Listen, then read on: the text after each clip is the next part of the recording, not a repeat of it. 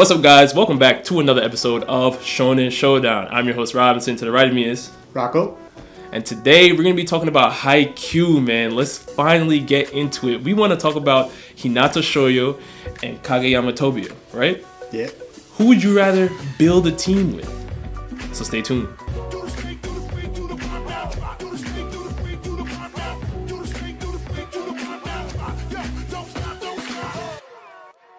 Rocko, what I want to do is I want to start hopping right into giving a breakdown on Hinata Shoyo. So yeah. Alright. Give it to Hinata's got hops. That's first and foremost. Bounce. Absolute bounce. I think he's got a vertical of about 4 feet.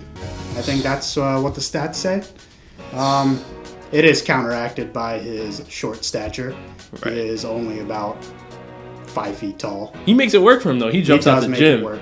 He jumps out the gym. Stamina, monster. That's his nickname. Unlimited stamina, near unlimited.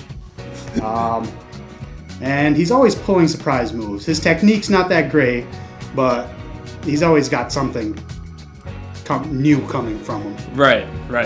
Especially we saw with the training, with Coach Ukai. Yeah. The tempo training. That was really when I saw Hinata really mature. As a player, started adding the quicks.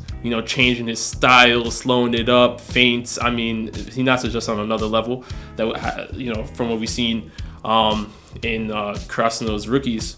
But now we want to talk about Kageyama Tobio because we know.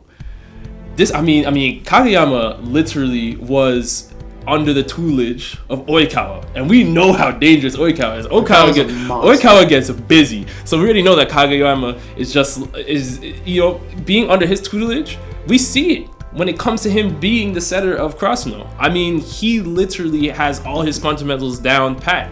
I mean, yeah, he's a little bit hard-headed, and at times he doesn't always get it to the right spot.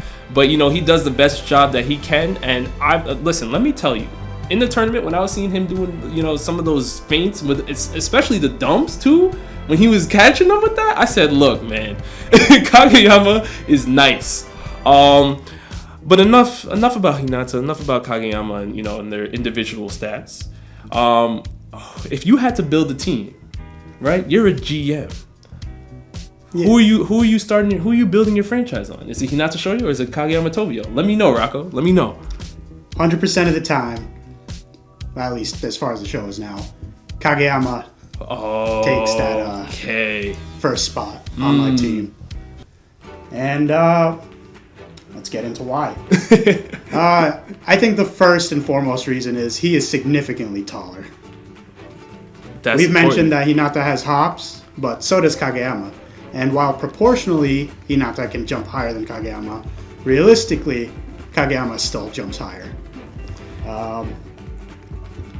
His basics, as you said, are top notch already. But you can't discount Hinata's running speed. You can't discount the fact that he can jump out the gym, sometimes even getting key blocks at one point. I mean, you can. Hey, listen, Hinata's nice. Are you sure about this? I am very sure. Wow, that's very crazy. Actually, no, it is not, because I happen to agree with you. Listen, guys, the pick is actually Kageyama Tobio. And I think it's much closer than you're stating, though. And the reason why is, let me say this.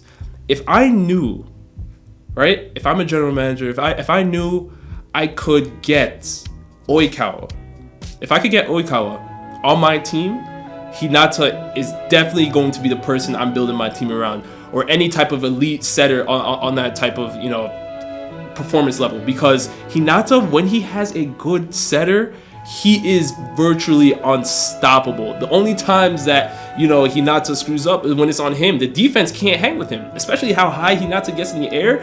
I mean, you really can't stop that. You can't stop him. But he needs a really good setter. He needs a setter that knows how to bring the best out of everybody, and that's what Kageyama Tobio is. Kageyama Tobio makes his teammates better. Hinata doesn't really have an effect like that. Where you look at Kageyama Tobio, I mean, Asahi's looking good. Tanaka's looking good. He does combos with everyone. Combos with everybody. Every single member of the team. Every single member of the team, he boosts up their morale. He boosts up their performance. He gets the ball to the right spot. And if the team's getting covered, because there's been times where you've seen Tanaka get covered. Hinata's getting covered. Asahi's down. Daichi you can't find. He's nowhere to be found anywhere. And Kageyama says, you know what? I'm just gonna go score myself. Yeah. And hits him with a feint. Hits him with a dump. Like. I mean, what more can you really ask for? Hinata, because he's dependent on the setter to really become, a real threat to another team, I cannot build my team around him unless I know for a fact I have a guaranteed legendary setter. Now, if I'm left with like someone like Suga, for instance, right? I'm not taking Hinata. Not because Suga, I don't think Suga is really trash, but he's an average level setter.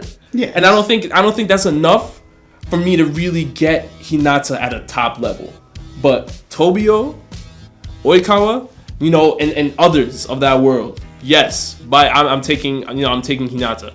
So at that point, yes, building the team around Kageyama, for sure.